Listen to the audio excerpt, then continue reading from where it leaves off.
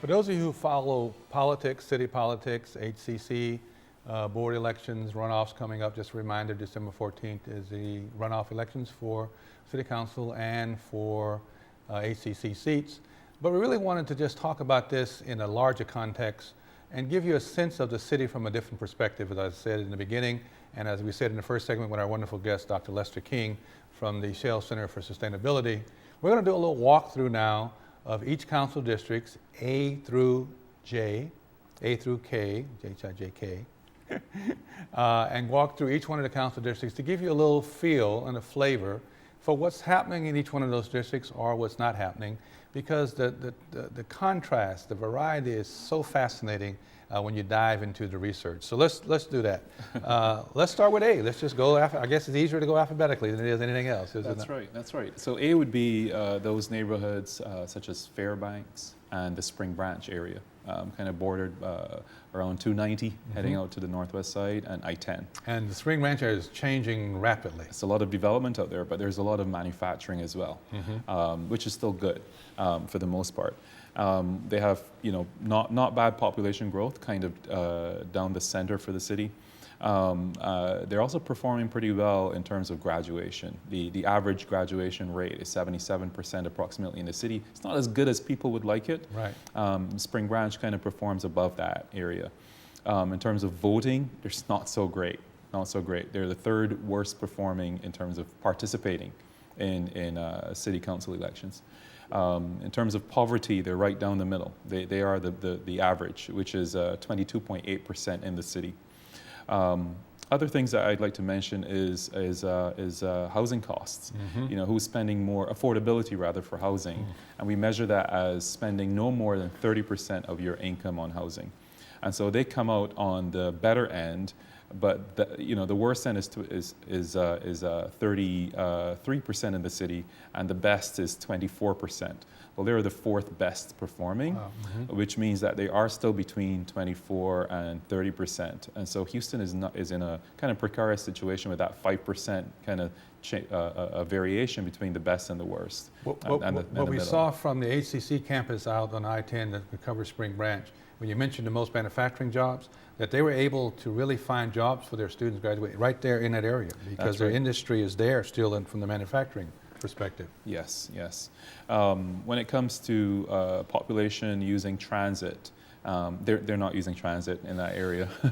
and so for various reasons. One is not provision of bus stops, etc. Another one is obviously it's not a well-connected network to get from. So you can't get from here to there on Metro. It's not very easy. Let's just put it that way.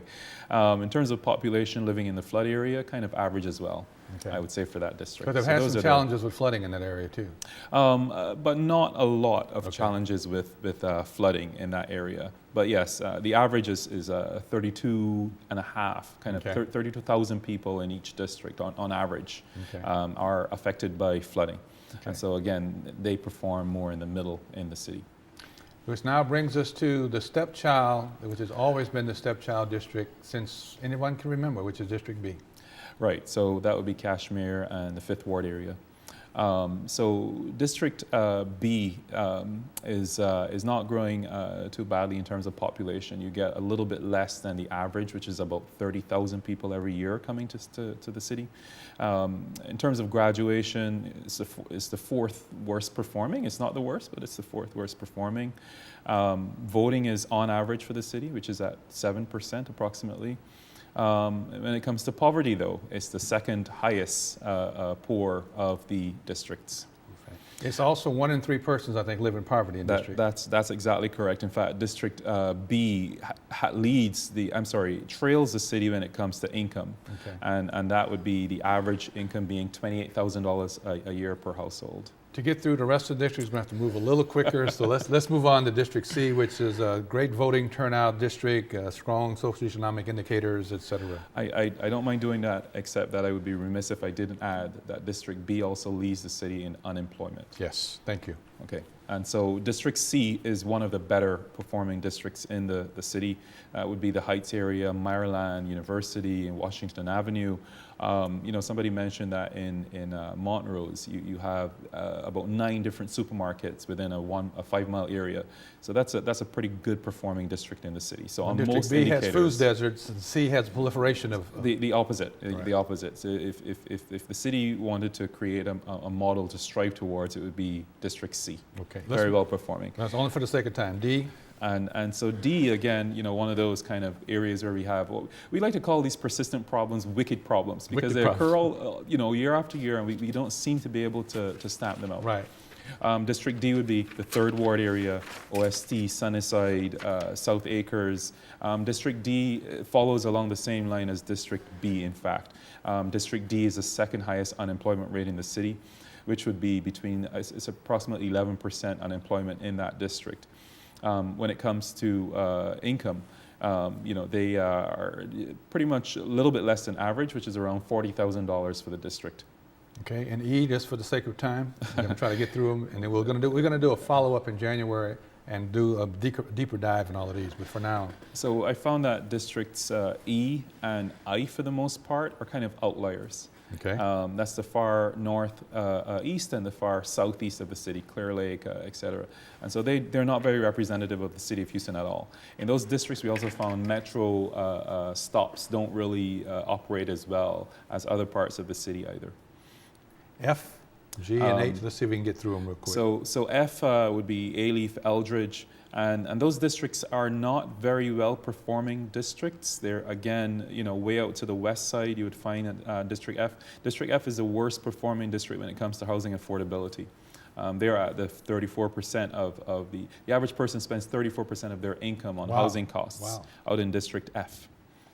Many people wouldn't believe that. Right. And now the District G, the most affluent district in the city?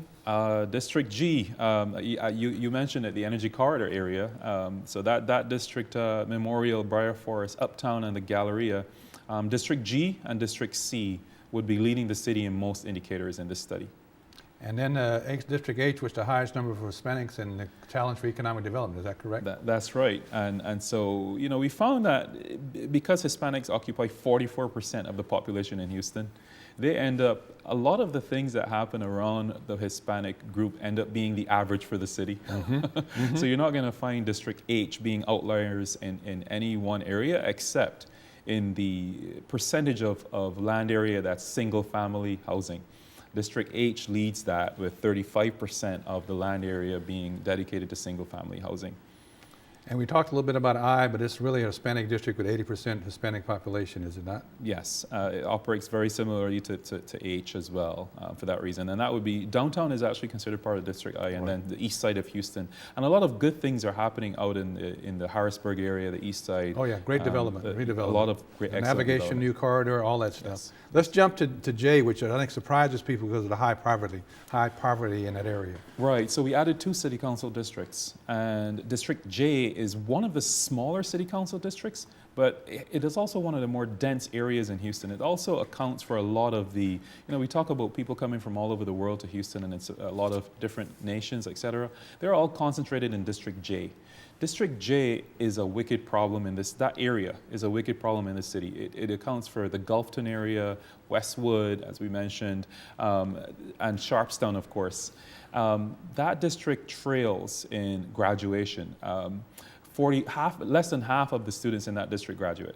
And quickly to District J, only for the sake of time, the lowest number of jobs in the city and the people who have to travel the furthest to go to work.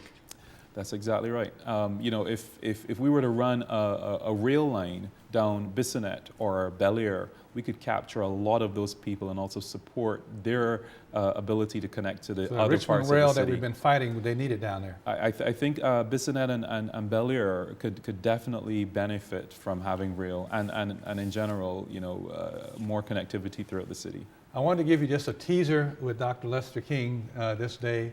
And as I mentioned, we are going to do something after the first of the year more in depth. I think we're also going to try to get a couple of council members to join us here at the table. Okay. And we'll have a more in-depth conversation because after the election, when we know now who's going to be in place, who's the new leadership, we can ask them directly, what do you plan to do in your district? given these indicators from the study, and I'm sure they've looked at the study. If not, we'll make sure they do before we get you on. Dr. King, thank you very much. Thank you for having me. Thank you very much for joining us, and Dr. Lester King, the Shell Center for Sustainability at Rice University. And we're going to continue this great dialogue because it's a great way to look at the city and get us to understand what's happening and therefore conversely what's not happening. Until next time, I want to thank you for being part of this week's Dialogue Houston. Until then, as always, peace, power, and love.